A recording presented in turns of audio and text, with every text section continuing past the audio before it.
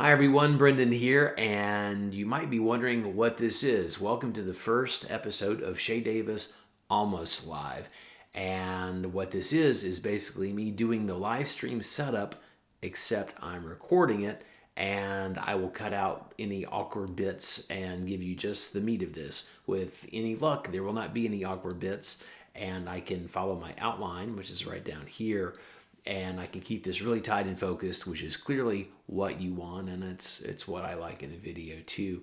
So we'll be doing these from now on, at least for the time being, unless there's some huge demand to see actual lives and or hear me ramble for an hour or an hour and a half. This will not be that video. First, I want to talk about a few things that are happening with us in the channel. We'll talk about a few personal things, and I will address some of your best comments and questions from the last week. So, first of all, we hope that you have seen and are loving our new What You Should Not Bring to France series. Parts 1 and 2 of that are live. We did mine and then Susie's. Part 3 is my list of what you should bring to France. That drops Friday at 6 p.m. French time. And Susie's killer list of things you should bring to France, that wraps up the 4-part series. That'll come out on Sunday at 6 p.m. And we will also do a compilation, the absolute best moments intercut. It won't just be like all 4 videos in a row, but I will cut together a best of that and kind of alternate between us, and that will go out about a week later. So that is also coming up soon. If you haven't seen the first parts, you've been busy, you want to wait to watch the whole thing in one go, that's cool. I'll have that ready for you soon. So what's been happening on the personal front? Well, a lot. We have a few things to discuss here in the notes, and I think I'll get to those in context of some of your comments. Let's do that. So let me pivot over to the screen where you can now see some comments as well as my smiling face. We had a lot of great ones. And first of all, Daniel, who's Vane Fromage, the gist of his comment here is that he's enjoying his life in Paris and in France. I know he and his wife were in the south of France touring around a bit, and I think they're back in Paris now. Still waiting on that lunch invite, Daniel. But he mentioned that he discovered Morbier cheese with the ash in it, the vegetable soot. And that is pretty awesome. And I've had that before. I've had a few other cheeses where you have like the gray streak and it's actual vegetable ash from the vegetables that are burned to cure the cheese. One of you who's a cheese expert can clean this up in the comments if you don't like the way I'm saying it. I understand the process. I'm not saying it very well, but thank you for sharing that information, Daniel. And you definitely made me hungry. I have had that cheese. I absolutely want to go have some more. And a shift to these more kind of expat, lifestyle and enjoyment topics is something that we're going to do more of as we move forward. Let me scroll over to our next comment. We had quite a few good ones here. And going up toward the top, on the what you need to rent in France, we had a viewer named Francois. The gist of his comment was very brief, but mentioned that French law protects renters and makes eviction very, very hard, which is why it's so hard to satisfy the rental requirements here in France. And my response essentially says that, but I want to confirm, of course, that's our experience and everyone's experience, but I want to expand on how we're going to deal with that. That impacts our upcoming videos. We have a big video planned. I expect this should be out in about 2 weeks. I'll tell you a little bit more about that in the next segment. And let me pop over to the comments. Type on Tape just mentioned, of course, French paperwork always tests your endurance. Thank you for sharing the timeline. And, we do hope it was helpful. We will be getting into the weeds of that relating to something we're dealing with now. A little preview, this is personal life, and it's going to be hell of a story for the channel. Hopefully it has a happy ending. We shall see. But we are dealing with the CRA, which is, in English, you would call it Commission of Friendly Recourse. And it is related to reimbursements for certain healthcare expenses that are supposed to be covered. We're not lawyers, we're not French lawyers, and we're not fluent in French, obviously. But our reading of everything and other examples I've seen online and everything that ChatGPT can tell me, etc., has all confirmed that we are absolutely, certain expenses are absolutely eligible, but there's a discretionary aspect that they have with the health insurance organization, and they're using some technicalities to try to deny it. And this is related to Susie's pregnancy and the delivery of our baby and stuff. And, we didn't come here looking for a handout, and we spent, 20, 30, 40 times the amount, ourselves as what we would possibly get, like a little fraction of this back. But nonetheless, it's the kind of thing that you're entitled to. And we are in the process of dealing with the MJD, the Maison de Justice et du Droit, the public aid lawyers. Basically, we have our follow-up meeting with them. We have our next meeting with them on Friday, helping us to make sure we have all the paperwork organized for our CRA appeal. There's a multi-stage appeal process. The step beyond this is going to like a tribunal, which is a national level thing, as I understand it. And the MJD is also a level of recourse. If the tribunal also, denies you, then you can work with an MJD. Well, you can work with any lawyer, and then there's a step beyond the tribunal. But anyway, hopefully we can get through this CRA process successfully. Fingers crossed that goes well. But we're going to make a video about it. I can't give you an exact timeline because that's going to depend on when we have resolution, one way or the other. Hopefully in our favor.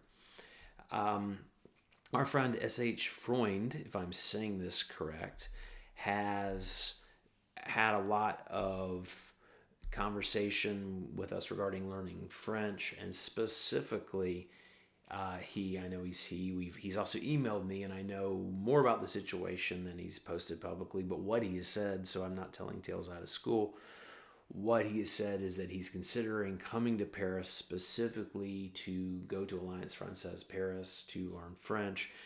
And he's, had a lot of questions. I will say, again, this is public. He lives in Toronto currently, and he's gone to the AF in Toronto.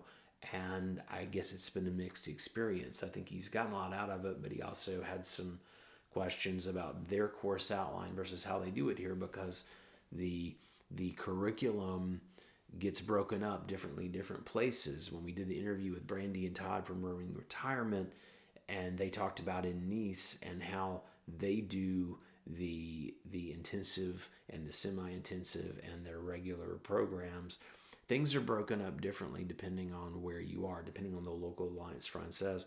But, I also suggested that because, part of S.H. Freund's obvious interest is in learning French in France, which of course has got to be the best place to learn it. But, I said there are many, many schools, and the Sorbonne has apparently by reputation, a wonderful program. Not cheap, of course, but I mean, none of these are cheap. And if you're talking about making an international move, even if it's short term, to learn a language, that's a heck of a commitment. So go someplace where it's better suited to your learning style. And we haven't been to the Sorbonne, so I don't know enough to recommend it. I only know some anecdotal stuff, and of course that can vary depending on the person. But what I suggested to him, and that I would suggest to anyone who's curious about language learning, is look around. Again, Susie had a rougher time at Alliance Française. It was good for me. The pace worked for me. And there's some downsides. Our regular viewer and community member, Slick Salmon, doesn't love the pace of which they teach, and points out that what it's missing. It's always teacher dependent, I think, but mentions that it's because the intensives especially are so focused that there's not much time for practice and repetition. Susie's currently enrolled in A2 as well as B1 at her new school, the Centre Française, the Center France Asia in English. And I did find out that's only for students of Asian descent, so I can't go. And if you're not of Asian descent, I guess you can't go, but you could try. But they always have pretty full classes, so I think they have more demand than supply in terms of seats. Anyway, she's currently taking A2 as well as B1 in back-to-back classes Monday through Friday, and she's doing great. Part of what she said, this is for S.H. Freund, which I don't think you're Asian from what you've told me. I'm not sure, but if you are, perhaps that's a place to look at. Or anyone who's interested. What Susie said is that her B1 class is very much focused on oral comprehension and practice. So she's getting that. Basically A1, A2, she feels like they've learned all the basic grammar. And of course, there are always more nuances to know and practice, but B2 doesn't have a grammatical focus. It's new vocabulary and getting better at using what you've already learned. And she understands from her instructor she talked to about this that B2 is just more of the same. It starts to get into the more difficult and unusual and complicated tenses and conversational structures where you're mixing time periods within like a conversation. You're mixing past, present, and future, and the perfect and the imperfect.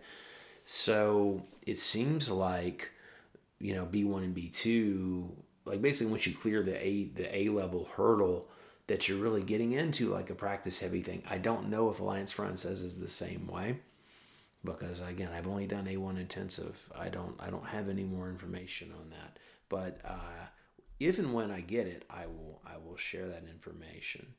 So let me pop over to our other comments here. We had a lot of nice ones. And did I cover everything? Oh, yeah. I wanted to mention that I am handyman. We've had a nice chat about this. It was just a quick comment on our last actual live stream where he mentioned, I'm looking forward to how you refine the channel. I think you're doing great. And, the gist of what I said was thank you very much. And I explained about how we're taking advice from you, the viewer, as well as what we clearly understand from YouTube. We're taking that and we're doubling down on this strategy of focusing on this niche of people who want to move to France or follow somebody else's journey. And to that end, part of what we've done is I've just done a major refresh of almost all of our thumbnails. So if the channel looks a little different all of a sudden, or you see something and you think, I think I've seen that, but maybe we've changed the title as well as the thumbnail. We're not trying to trick anybody, but we're trying to make them where they're more legible at a small size, which of course is an issue for all of us. If I didn't have these glasses on, I couldn't read them on my phone very well. But we also want to make them thematically. There's a color theory idea that I have that's behind kind of our color schemes that are sort of evolving for these thumbnails. But it's also meant to be a visual cue for you, even if you don't care about color theory or want to go into it. It's a way where you'll start to recognize, oh, this is like a practical tips type episode, and this is the kind of thing I like. Or, oh, this is lifestyle and making things work, and it's some wins and fails, but it's basically like more of a lived experience sort of thing. Or it's like, oh, this video is fun related to being in France. This is like like travels within Europe, things within France, things within Paris. So the idea is that over time, and I still have a few tweaks to do, but the idea is that over time, this will start to be really obvious where you could see it from outer space, to be overly hyperbolic, but you would be able to really tell at a glance, besides what's written on the thumbnail and text and the title, you will also be able to tell just from the vibe of it, from the color of it. It's like, oh, I know what this is like versus I know what this one over here is like. So that is a feature, not a bug, that they are different and evolving. We're working on that very, very detailed. So that's all the questions and comments I'm going to address for this week. Just a few quick updates otherwise for us behind the scenes. I just wrapped up an interesting project. I don't know how much I can talk about it, but it's a little thing where I was asked to evaluate I was basically part of a very curated focus group to evaluate a new camera phone on a pretty major phone company. And I wish I could do a video about this in some detail, but I was asked to be basically the model for, I think there were 4 different people shooting. They had the phone that they're testing, and then they had like every other phone known to man or woman, and all these different people photographing me. And then there was a lady who's a little bit older than me, and they had us basically being models all around their part of Paris where their offices are located for their local subsidiary. We did that last week, and then today I went in and I spent 2.5 hours where I looked at their curated images and I gave them my opinion as a professional filmmaker of what I liked better and why, like what was better about these. So that was kind of interesting and fun. Otherwise, as I mentioned, we have an appointment on Friday for our CRA healthcare appeal. So fingers crossed for that. Please think good thoughts for us. We definitely could use any and all good vibes for success with that. And yes, just to confirm, because it's coming up, the date is the 28th, so it's coming up here pretty soon. But I'm officially scrapping the NFL content for this channel because it's off focus. It doesn't serve you. You're here for what you're here for, and it's not that. So if I do any of the NFL watch along stuff, I will do that on my personal channel. And if I do, I will post I'll do community posts here with the links to it, so you can check it out if you want. No worries. I'm going to watch the games because they're awesome. It's the reason I got excited about doing it in the first place. But I realize my passion doesn't transfer to most of you, so we'll leave it there. So what's coming up next is a detailed rental guide for expats/immigrants. And this will get into the practical how-to content for everything, real expat challenges with the real solutions for you. And specifically, it will get into, what is a rental dossier? How do you build it in detail? And then the practical workarounds for you as a non-French person. How do you satisfy these requirements when you do not have the things that all our French brothers and sisters have, such as, a job in France and salary slips in history, tax returns from France, which are big things that they need for these rental dossiers. How do you do this? Well, we'll tell you. We'll get into it. I may cobble together like a checklist for you because I already have it for myself. I may go in here and clean it up and make that a free PDF that we slap in here and give it to you for download. So that's it for now. Hope you enjoyed watching this. Hope this kept your interest long enough to check it out. We'll see you on Friday at 6 p.m. with my list of what you should bring to France. And Susie says hi. She's studying French upstairs right now. And pretty soon we have to go pick up Jenny from daycare. So that's all from me. Hope you enjoy this. We'll see you soon.